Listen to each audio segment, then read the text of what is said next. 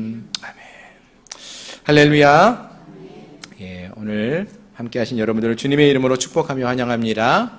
예, 또 귀한 찬양으로 하나님께 영광 올려드린 우리 마리아 여전도 회원들께 감사를 드립니다.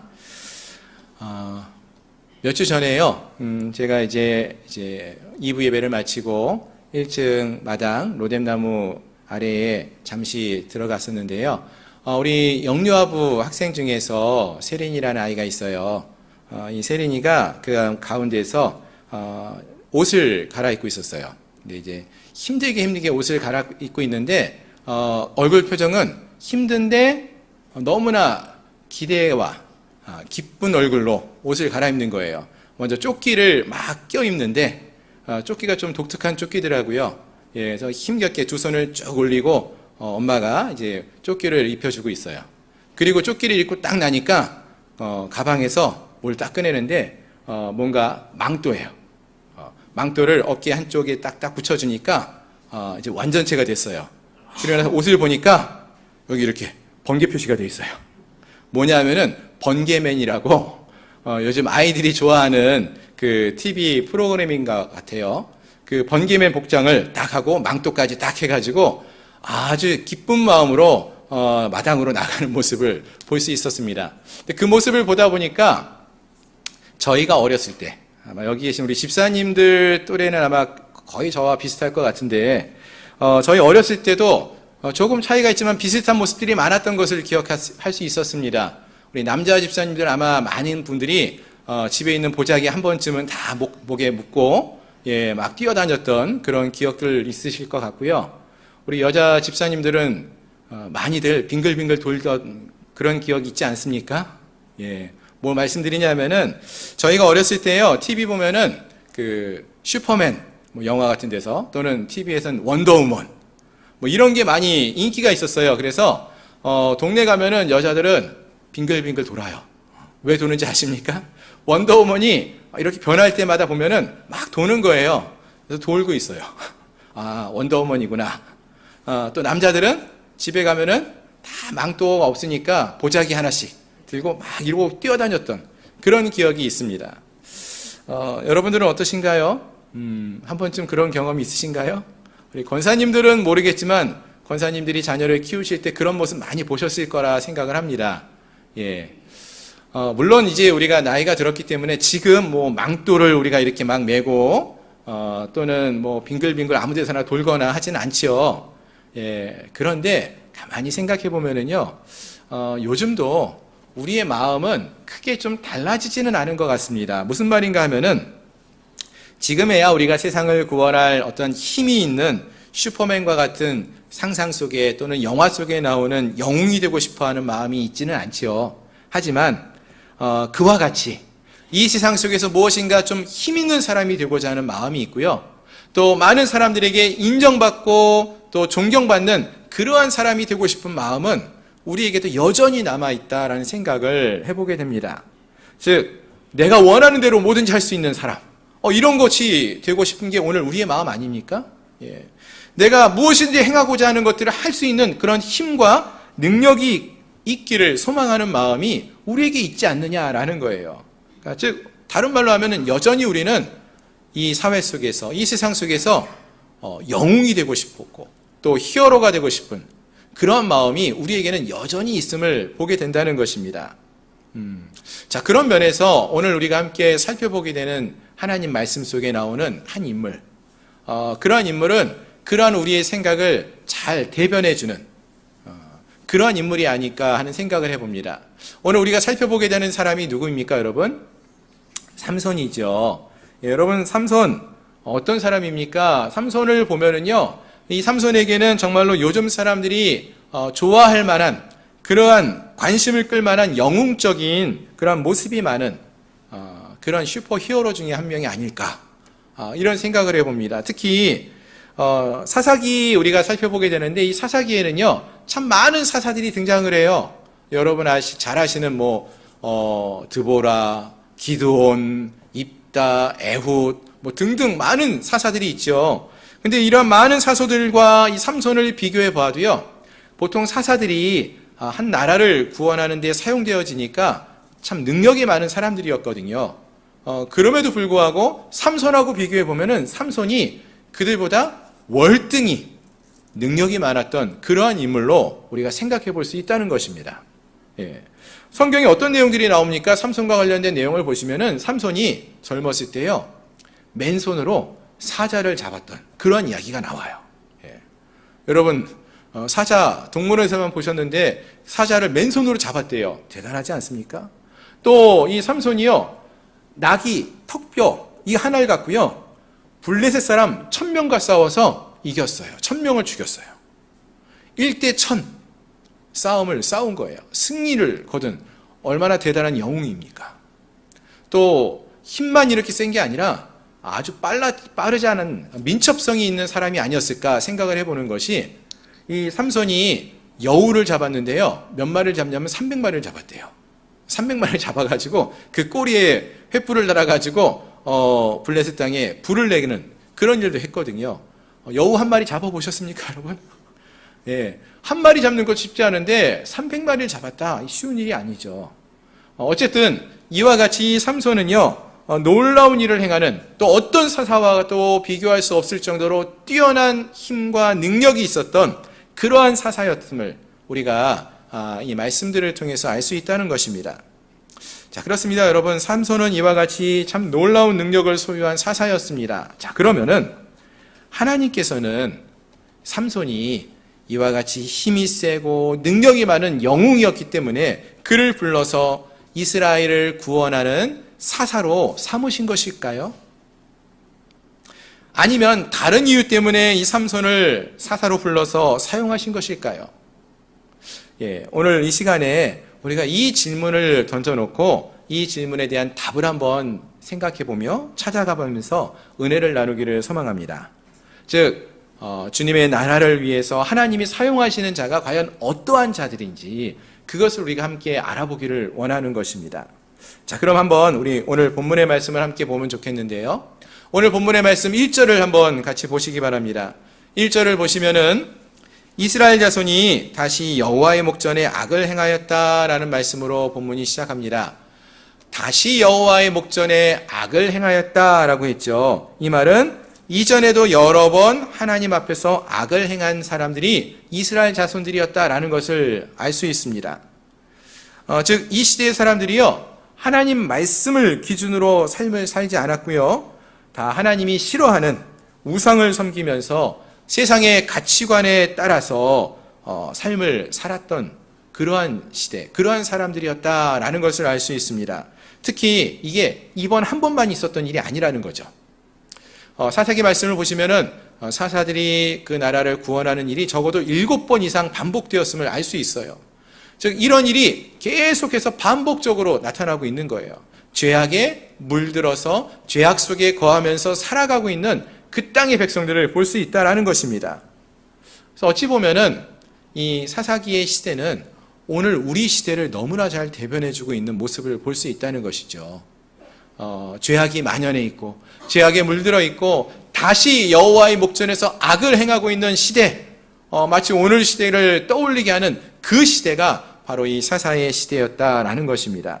자, 그런데 바로 이러한 때에 이스라엘의 단 지파에 속하는 소라 땅에서 마노아라는 그러한 사람이 등장을 합니다. 그리고 이 마노아에게 있는 아내, 임신하지 못하는 아내가 있었는데 그 아내가 오늘 말씀 속에서 등장을 하게 됩니다.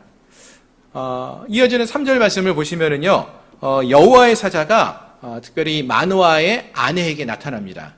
이 여인에게 나타나서 하는 말이 너가 임신하지 못하였지만 이제 임신하여서 아들을 낳게 될 것이다 라고 이렇게 말해주면서 그가 장차 이스라엘을 블레셋 사람의 손에서 구원하기 시작할 것을, 즉 그가 하나님의 사람으로 하나님이 사용하시는 사사로 사용될 것이다 라는 것을 말씀해 주셨어요. 자, 근데 여러분, 여기서 재밌는 것이요, 사실 이 삼손 이야기는요, 사사기에 나오는 이야기 속에서 가장 후반부에 속하는 이야기예요. 사사기에 많은 사사들이 등장하는데 삼손은요, 그 사사들 중에서 제일 마지막에 등장하는 인물이에요. 근데 이 사사들이 많이 등장을 하죠. 근데 그 앞에서 등장했던 사사들의 모습을 보면은 뭐 에훗, 온니엘, 드보라, 뭐 삼갈, 잇다 이런 사람들이요. 뭐 이방인도 있었고 또 여자도 있었고 또 팔에 좀 불편했던 장애를 갖고 있던 사람도 있었고 이런 다양한 사람들이 하나님께서 불러 사용하셨는데 그래도 적어도 하나의 공통점이 있다면은 하나님께서 어느 정도 성장한 사람들을 불러서 그를 하나님의 사사로 사용하셨다라는 공통점이 있었습니다. 그런데 거기에 반해서 삼손은 다른 점이 하나 있다는 거죠. 무엇이냐면은 여러분 삼손은 언제 하나님께서 그를 사사로 부르셨습니까? 언제 부르셨어요? 다 크고 성장했을 때 삼손을 사사로 부르셨습니까? 아니죠. 오늘 본문을 보니까 태어나기도 전에 뭐 요즘 우리 시대의 표현으로 하면은 삼손은 모태신앙이었어요. 무슨 말인지 아셔요? 태어나기도 전부터 하나님이 그를 선택하시고 부르셨다고 오늘 본문이 말해주고 있다는 것입니다. 아직 태어나지도 않은 삼손을 하나님께서 말씀하시기를 블레셋 사람의 손에서 이스라엘을 구원할 그러한 자로 사용할 것이다. 이렇게 말씀해 주셨다는 거예요. 그럼 여러분 왜 하나님은 이러한 삼손을 사사로 부르신 것일까요? 아직 태어나지도 않은 그 아이를 사사로 부르신 것일까요? 사실 그 사사기에서 하나님은요 사사들을 세우셔가지고 이스라엘을 구원하는 그런 구원자로 사용을 하십니다. 그래서 사사기 초반부에 처음에 나오는 사사들의 모습을 보면은 뭐 온니엘, 에훗, 드보라 같은 사사들은요 정말로 모범생 같은 사사들이에요. 야, 그래 사사라면은 이렇게 생활을 해야 돼. 하나님 말씀한 대로 그대로 행하고 순종하는 그러한 전형적인 사사의 모습을 잘 보여줍니다. 그런데요, 중반 정도부터 우리가 잘 아는 기드온 이야기 때부터 보면은요, 이 사사들이 조금 이상해요. 기드온, 입다 이런 사사는 분명히 하나님이 그들을 사용하시고요, 또 그들을 통해서 이스라엘을 구원하시고 이런 일을 행하시는데 이들이 삶을 보면은 사사들의 삶도요 오히려 문제를 일으키는 그런 모습들이 보여요. 그래서 기드온 같은 경우는 기드온이 죽을 때 이런 말이 있어요. 그가 남긴 일 때문에 이스라엘의 올무가 되었다. 기드온이 행한 일이 이스라엘의 올무가 되게끔 하는 그러한 사사이기도 했었고요. 또 입다 같은 경우는요 말이 실수가 많았던 그런 사사였어요. 또 하나님이 보통은 사사를 세우시는데 입다는 누가 이스라엘의 구원자로 입다를 불렀는가 보면은 언뜻 보면은 이스라엘의 장로들이 입다를 이스라엘을 구원할 수 있는 사사로 세우는 것처럼 보이기도 한다는 것입니다. 또 기드온의 아들이었던 아비멜렉이라는 사람의 이야기도 나오는데요.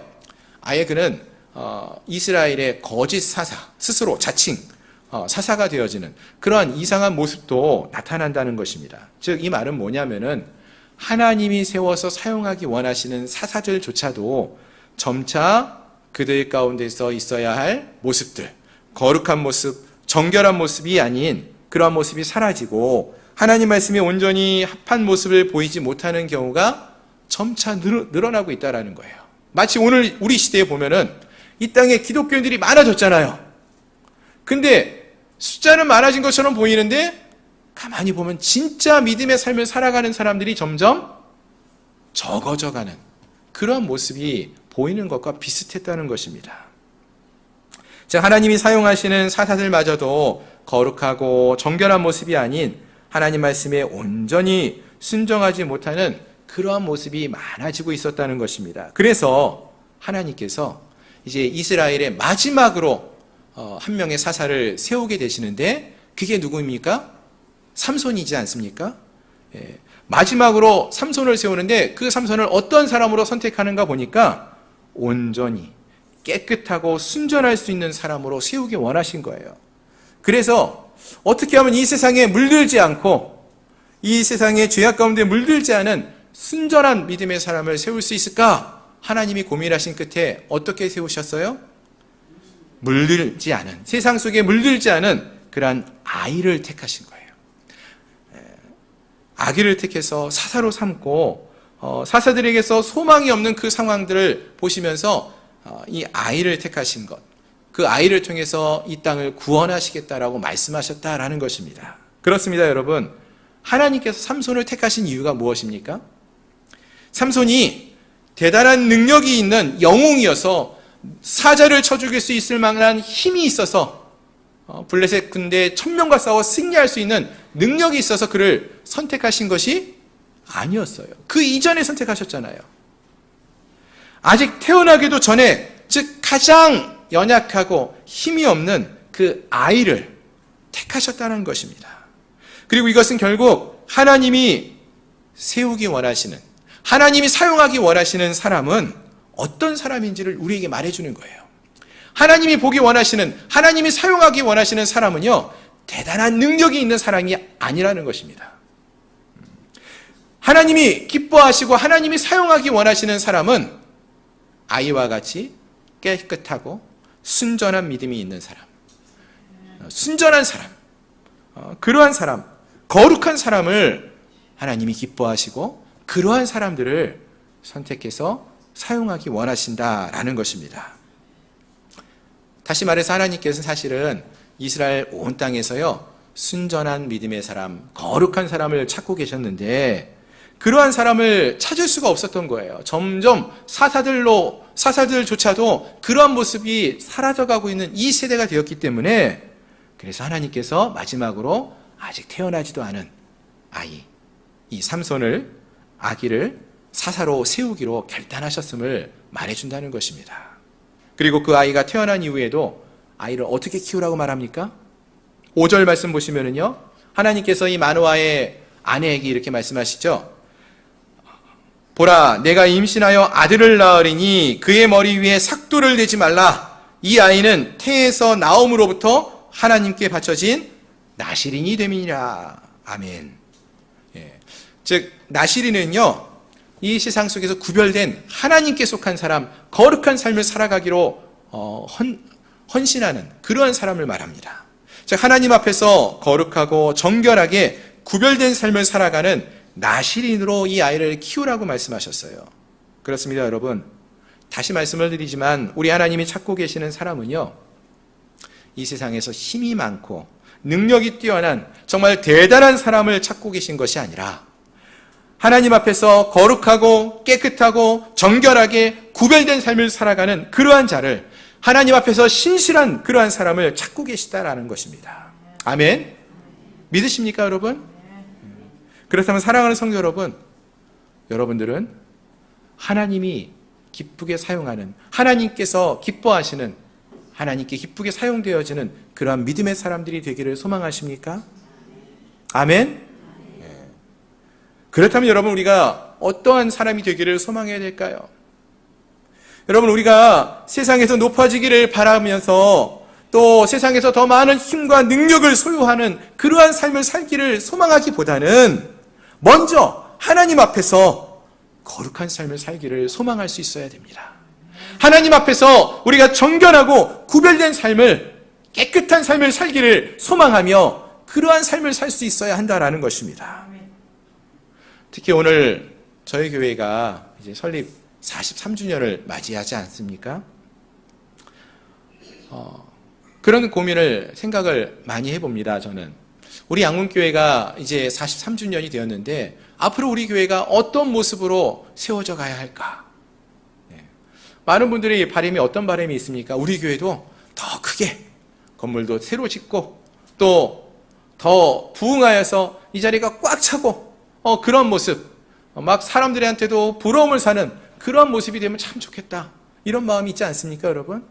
맞아요. 그런 모습이 우리에게도 있기를 소망합니다. 하지만 그 전에 세상이 말하는 큰 교회, 큰 건물이 있고 많은 성도들이 있어서 그것을 과시하면서 하나님보다 사람을 더 의지하고 의식하는 그러한 교회가 되기보다는 이전보다 우리가 하나님을 더 많이 의지할 수밖에 없는 그러한 교회, 하나님 앞에서 우리 한 사람 한 사람, 우리 성도들이 더 깨끗하고 더 순전한 믿음으로 세워져가는 그러한 모습이 있는 교회, 어두운 세상을 빛으로, 예수 그리스도의 하나님의 빛으로 빛을 비추는 그러한 빛과 같은 교회, 이 썩어져가는 이 세상을 깨끗하게 변화시킬 수 있는 소금과 같은 그러한 교회로 서갈 수 있기를 소망한다는 것입니다.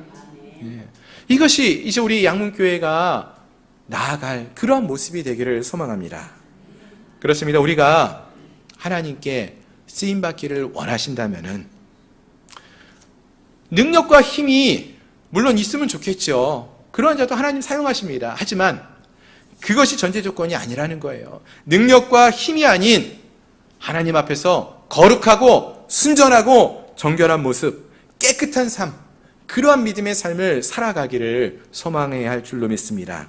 오늘 함께한 우리 모두가 하나님 앞에서 더 거룩하고 구별된 삶을 살아갈 수 있는 믿음의 사람들이 될 수 있기를 주님의 이름으로 축원합니다. 아멘. 계속해서 본문을 보시면은요, 하나님께서는 이와 같이 거룩하고 정결한 삶을 살아가는 자를 하나님이 사용하기를 원하시는 모습을 말씀해 주었고요. 또 오늘 본문을 보니까 하나님께서는 특별히 임신하지 못하는 여인, 이 마노아의 아내가 임신하지 못했죠. 근데 그 마노아의 아내에게 나타나셔서 그가 아들을 낳게 될 것이다, 이렇게 말씀해 주셨어요. 물론 이 시대에도요, 이 이스라엘 땅에 단지파에 많은 여인들이 있었을 거예요. 근데 왜 하나님은 굳이 이 임신하지 못하고 있는 마노아의 아내에게 나타나신 것일까요? 왜 그에게 아이를 낳게 될 것이다 라고 말씀해 주시는 것일까요? 그것은 이 일이 하나님이 행하시는 것임을 알게 하기 위해서였다라는 것입니다. 같은 사사기의 말씀인데요, 7장에서 보시면은요, 기드온 사사 이야기가 나옵니다. 이 기드온이 미디안 종족과 전투를 벌입니다. 미디안 종족 13만 5천 명이 군대를 이끌고 왔어요. 그래서 이스라엘도 군사를 일으켜서 전투를 준비합니다. 몇 명이 나왔는가 보면은 3만 2천 명이 나와요. 13만 5천 대 3만 2천 명이 전투를 하는 거예요. 누가 이길까요? 딱 계산이 나와요. 산술적으로 5배 이상 많은 13만 5천 명. 이 군대가, 미디안 종족이 이 전투에서 이길 것을 우리가 알 수 있어요. 그런데 하나님께서는요, 기드온에게 뭐라고 말씀하시는지 아십니까? 3만 2천 명이 나왔는데, 야, 기드온아, 3만 2천 명 너무 군대의 숫자가 많다. 사람들을 다 돌려보내라. 했더니 몇 명이 돌아갔습니까? 2만 2천 명이 돌아가요. 다 집으로 가요. 몇 명 남았어요? 10,000명. 13만 5천 대 10,000명의 전투가 이제 준비된 거예요. 그런데 하나님은 다시 한번 말씀하시죠. 아직도 많다. 몇 명까지 그래서 줄어듭니까? 아시는 거 잘 아시죠? 300명으로 줄어들어요. 그래서 13만 5천 명 대 300명이 전투를 하게 되는 거예요. 하나님 왜 이렇게 숫자를 자꾸 줄여가시는 걸까요? 하나님이 이런 말씀을 하십니다.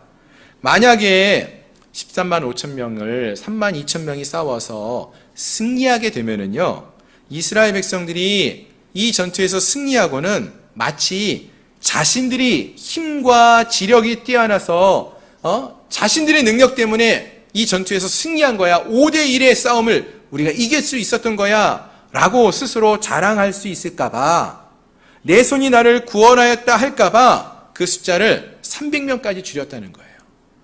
300명으로 13만 5천 명과 싸워서 승리했어요. 그럼 이건 누구 때문에 승리한 거예요? 300명이 힘이 세서 승리한 겁니까? 그렇게 말할 수가 없을 거예요. 아무리 전투에서 뛰어난 능력이 있어도 300명이 13만 5천 명을 이길 수 있지는 않다라는 것입니다. 결국 그들이 고백하는 것은, 이 모든 것은 하나님이 승리케 하셨습니다 라고 고백할 수밖에 없다라는 거예요. 바로 그와 같다는 것입니다. 오늘 본문에서 하나님께서 그 땅에 많은 여인들이 있었음에도 불구하고 임신하지 못하였던 여인 마노아의 아내를 찾으신 것도 그와 같은 의미가 있었다는 것이죠. 임신하지 못하던 마노아의 아내를 택하여서 그의 가정에 삼손이 태어나게 하신 것은 하나님이 이 일을 행하고 계시다라는 것을 사람들이 알게 하기 위해서였다라는 것입니다. 그렇습니다, 여러분. 하나님은요, 이와 같이 자기가 할 수 없음을 고백하는 자를, 그래서 내가 할 수 없으면 어떻게 해요? 전적으로 하나님께 매달릴 수밖에 없지 않습니까? 내가 가진 게 많으면 내 힘으로 살아가려고 하지만 내가 가진 게 없으면 하나님을 의지할 수밖에 없잖아요. 그래서 하나님을 전적으로 의지하는 자를 하나님이 찾고 계시다는 거예요. 하나님을 전적으로 의지하는 자를 하나님은 사용하기를 원하신다라는 것입니다. 사실 이번 여름에 이 무더위 속에 저희 교회가 아름답게 리모델링을 했습니다. 지금도 계속 조금씩 뭔가 새로운 게 막 이번 주에도 막 파라솔도 오고 막 좀 변화가 있긴 한데요. 어쨌든 우리 교회가 이렇게 아름답게 리모델링을 할 수 있어서 얼마나 기쁘고 감사한지 몰라요. 많은 분들이 저뿐만 아니라 우리 성도님들도 너무나 기뻐하고 감사하시고요. 또 심지어 저희 교회 안 다니시는데 길 가는 분들도요. 교회가 이렇게 예쁘게 바뀐 모습을 보면서 아우 너무 좋아요, 감사해요, 이런 말씀 하신다는 거예요. 뭐가 감사한지 모르겠지만 그분들도 좋아하시는 것 같아요. 어쨌든 이런 모습을 보면서 너무나 기쁘고 감사합니다. 그런데요, 사실 제가 이번에 이 교회 리모델링 공사를 하면서 깨닫게 되고 고백하게 된 것이 있어요. 무엇이냐면요, 이 모든 일이 사람이 행한 것이 아니라 하나님이 행하신 것이다 라는 사실을 깨닫게 되고 고백하게 되었다라는 것입니다. 아멘. 사실 저희에게는요, 이 교회를 이렇게 새롭게 리모델링을 계획하고 실행할 만한 힘과 능력이 없었어요. 잘 아시지만 저희 교회 성도님의 숫자가 많은 것도 아니고 재정도 넉넉하지가 않습니다. 부족해요. 그런데 하나님께서는요, 놀랍게도 그때마다 시마다 좋은 사람들을 붙여주셔요. 또 필요한 재정을 넉넉하게 채워주시면 참 좋았을 텐데 그러지는 않으시고 꼭 일용할 양식, 딱 필요한 만큼, 그만큼씩 채워주셔요. 그 모습을 보니까 이거는 사람이 행하는 게 아니라 하나님이 행하시는 거구나 라는 게 깨닫게 되는 거예요. 너무나 감사한 거예요. 또 하나님은요, 일을 하시는데요, 우리가 기대하고 있었던 어떤 사람이나 어떤 방법이 있거든요. 근데 그런 식으로 행하면 되겠다라고 생각했는데 그렇게는 안 돼요. 그리고 대신 정말로 기대하지 않았던 그러한 사람들을 통해서, 그러한 손길을 통해서 하나님이 일하심을 보여주셨다라는 것입니다. 이 모든 것이 결국은 하나님이 행하신다라는 것을 깨닫게 하셨다는 것이죠. 아멘. 그래서 이제 리모델링 공사가 끝나고 또 공사비가 어느 정도 정산은 됐어요. 근데 완전히 다 정산된 건 아니거든요. 그럼에도 불구하고 이 또한 하나님이 행하실 것을 믿는 믿음으로 주께 감사를 고백할 수 있는 것 같습니다. 자, 그렇습니다, 여러분. 오늘은 저희 교회가 이제 설립 43주년을 맞이하는 그러한 귀한 날, 복된 날입니다. 돌이켜 보면은 43년인 이 긴 시간 속에서요, 정말로 힘들고 어려웠던 시간도 많았어요. 눈물로 기도해야만 했던 시간들도 참 많았습니다. 그런데 돌이켜 보니까 모든 시간, 그 한순간도 빠짐없는 그 시간들이요, 다 하나님의 은혜였다는 사실을 고백하는 시간이 되었습니다. 우리의 힘으로 이룰 수 있는 것이 하나도 없었고요, 모든 것이 다 하나님의 은혜로 이루어졌다는 것을 고백하게 되었다라는 것입니다. 그리고 이러한 고백이 바라는 것은 이제 우리 교회가 설립 50주년을 맞이하고 60주년, 70주년, 100주년을 맞이하게 될 텐데 저는 그때마다 이런 고백이 우리 교회 가운데 있기를 소망합니다. 하나님이 행하셨습니다. 하나님이 이 일을 이루셨습니다. 이런 고백이 우리 교회 가운데 또 우리 성도님들의 삶 속에서 고백되어질 수 있기를 소망합니다. 말씀을 정리하겠습니다. 이 시대의 많은 사람들은요, 정말로 멋진 능력이 있는 슈퍼히어로나 영웅을 좋아해요. 영화도 보면은 그러한 영화들이 잘 되고요. 또 우리들의 마음 속에서도요, 우리도 세상 속에서 좀 그렇게 힘이 있는 사람, 돈도 많은 사람, 또 능력이 있는 사람, 이런 사람이 되었으면 좋겠다, 이런 바람들이 모두에게 있습니다. 자, 그런데 여러분, 하나님이 사용하시는 사람은요, 어떤 사람이라고 했습니까? 마노아의 부인처럼요, 아이를 임신하지 못했던 여인처럼요, 자기의 연약함을 고백하며 나는 할 수 없음을 고백하는 자라고 했어요. 하나님을 더 그래서 간절히 의지하는 자라고 했습니다. 또한 하나님이 사용하시는 사람은요, 힘과 능력이 막 넘쳐흐르는 그러한 사람이 아닌 순전한 그리고 깨끗하게 삶을 살아가는 거룩한 하나님의 사람들이라고 했습니다. 즉 삼손이 큰 힘과 능력이 있어서 그를 하나님의 이스라엘의 사사로 하나님이 선택하신 것이 아니라고 했죠. 그런 힘이 나타나기도 이전에, 그 전에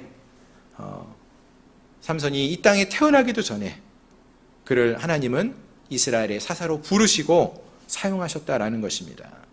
당시의 모든 사람들이 세상의 죄악의 영향을 받아서 죄로 물든 삶을 살고 있을 때에 가장 정결하고 순전하다고 할 수 있는 그 어린 아이를 택하셔서 사용하셨다라는 것입니다. 즉 하나님이 사용하시는 자는 힘 있는 자, 능력 있는 자가 아니라 아이와 같이 순전하고 정직하고 깨끗하고 거룩한 삶을 살 줄 아는 그러한 사람들이라는 것입니다. 오늘 함께한 우리 모두가 이 사실을 기억하시기를 소망합니다.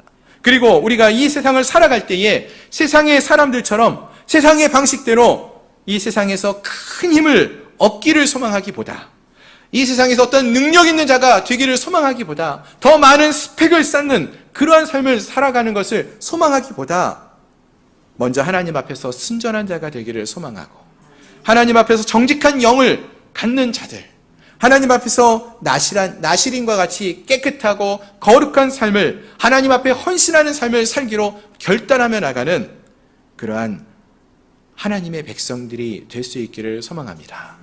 그리고 하나님이 우리 안에서 일하시도록 주님께 우리의 삶의 주도권을 내어드리는 그러한 온전한 믿음의 삶을 살아가는 주의 백성들이 되시기를 주님의 이름으로 축원합니다. 기도하겠습니다.